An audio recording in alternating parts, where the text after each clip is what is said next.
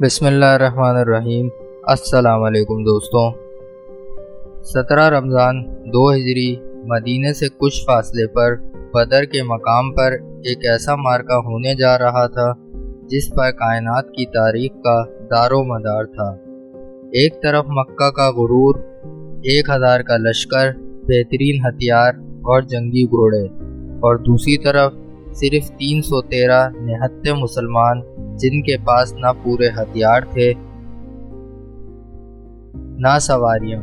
بظاہر یہ مقابلہ ناگزیر تھا، لیکن تاریخ گواہ ہے کہ جب زمین کے اسباب ختم ہو جائیں تو آسمان کے فیصلے شروع ہوتے ہیں۔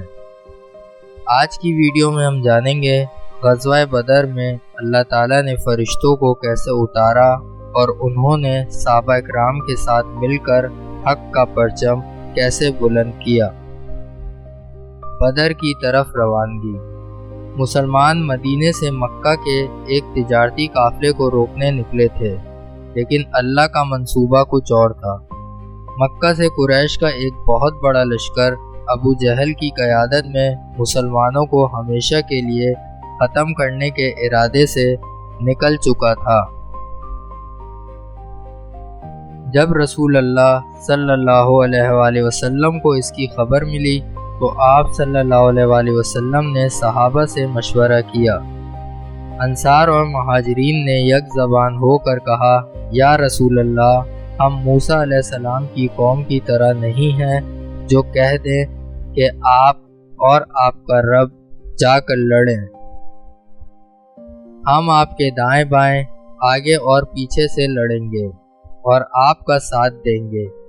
بس پھر کیا تھا، ایمان کا یہ قافلہ بدر کے میدان کی طرف بڑھ گیا۔ بے چینی کی رات اور حضور صلی اللہ علیہ وآلہ وسلم کی دعا۔ جنگ سے پہلی رات بدر کے میدان میں سناٹا تھا۔ اللہ نے مسلمانوں پر ایک ایسی نیند طاری کر دی جس نے ان کا خوف دور کر دیا، اور ساتھ ہی ایک رحمت کی بارش برسائی جس سے مسلمانوں کی طرف کی ریت جم گئی اور کفار کی طرف کی مٹی دلدل بن گئی۔ لیکن کائنات کے سردار حضرت محمد صلی اللہ علیہ وآلہ وسلم پوری رات جاگتے رہے۔ آپ صلی اللہ علیہ وآلہ وسلم اللہ کے حضور سجدے میں گر کر اتنی رکعت آمیز دعا فرما رہے تھے کہ آپ صلی اللہ علیہ وآلہ وسلم کی چادر مبارک کندھوں سے گر جاتی۔ آپ صلی اللہ علیہ وآلہ وسلم فرما رہے تھے، اے اللہ، اگر آج یہ مٹھی بھر جماعت ہلاک ہو گئی تو زمین پر قیامت تک تیری عبادت کرنے والا کوئی نہیں رہے گا، تو اپنا وعدہ پورا فرما۔ سیدنا ابو بکر صدیق رضی اللہ تعالیٰ عنہ نے آپ صلی اللہ علیہ وآلہ وسلم کو تسلی دی اور چادر مبارک کندھوں پر رکھی۔ یہی وہ لمحہ تھا جب آسمان سے نصرت الہی کا فیصلہ ہو چکا تھا۔ فرشتوں کی آمد کا تفصیلی ذکر۔ قرآن پاک کی سورہ انفال میں اللہ تعالیٰ فرماتا ہے، یاد کرو جب تم اپنے رب سے فریاد کر رہے تھے تو اس نے تمہاری فریاد سن لی کہ میں 1000 فرشتوں سے تمہاری مدد کرنے والا ہوں جو لگاتار آئیں گے۔ سبحان اللہ۔ اللہ پاک نے مسلمانوں کی مدد کے لیے آسمان سے فرشتے اتار دیے، اور یہ فرشتے عام حالت میں نہیں بلکہ جنگی لباس میں، امامے یعنی پگڑیاں باندھے ہوئے گھوڑوں پر سوار ہو کر آئے۔ روایات میں آتا ہے کہ حضرت جبرائیل علیہ السلام خود فرشتوں کے ایک دستے کی قیادت فرما رہے تھے۔ فرشتوں کی جنگ میں عملی مدد۔ اب ذرا تصور کیجئے میدان جنگ کا سما کیا تھا۔ فرشتوں نے اس جنگ میں کیسے حصہ لیا؟ صحابہ کرام کے چشم و دید گواہ اور مستند احادیث ہمیں بتاتی ہیں۔ تلوار چلنے سے پہلے سر کا کٹ جانا۔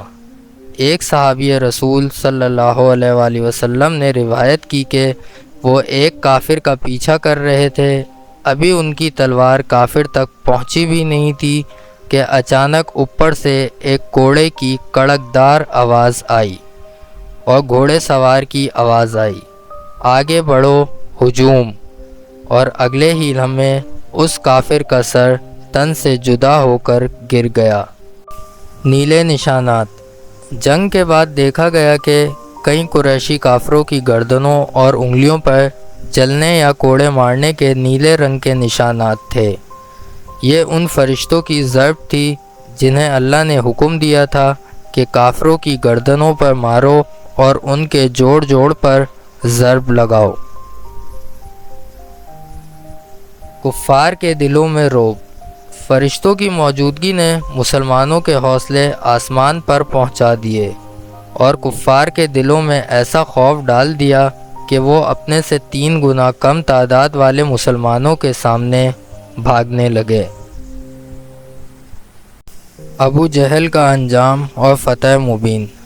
اس جنگ میں فرشتوں کی تائید کے ساتھ ساتھ صحابہ نے بھی بہادری کی نئی داستانیں رقم کیں۔ مکہ کا سب سے بڑا فرعون ابو جہل، جسے اپنی طاقت پر بڑا ناز تھا، اسے انصاری برادری کے 2 چھوٹے بچوں حضرت معاذ اور حضرت معوذ رضی اللہ تعالی عنہما نے زمین بوس کر دیا۔ جنگ کا خاتمہ مسلمانوں کی ایک عظیم اور ناقابل یقین فتح پر ہوا۔ کفار کے 70 بڑے بڑے سردار مارے گئے اور 70 قیدی بنا لیے گئے، جبکہ مسلمانوں کے صرف 14 نفوس نے جام شہادت نوش کیا۔ ناظرین، غزوہ بدر کا یہ واقعہ ہمیں سکھاتا ہے کہ کامیابی کا دار و مدار مادی اسباب، بڑی تعداد یا جدید ہتھیاروں پر نہیں ہوتا، بلکہ سچے ایمان اور اللہ کی ذات پر کامل بھروسے پر ہوتا ہے۔ جب انسان اللہ کی راہ میں اپنا سب کچھ قربان کرنے کے لیے تیار ہو جاتا ہے تو اللہ پاک آج بھی اپنی غیبی مدد فرما سکتا ہے۔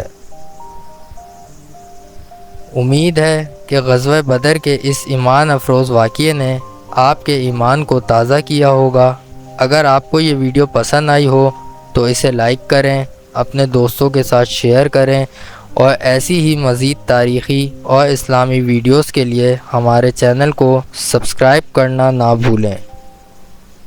ملتے ہیں اگلی ویڈیو میں، تب تک کے لیے اللہ حافظ۔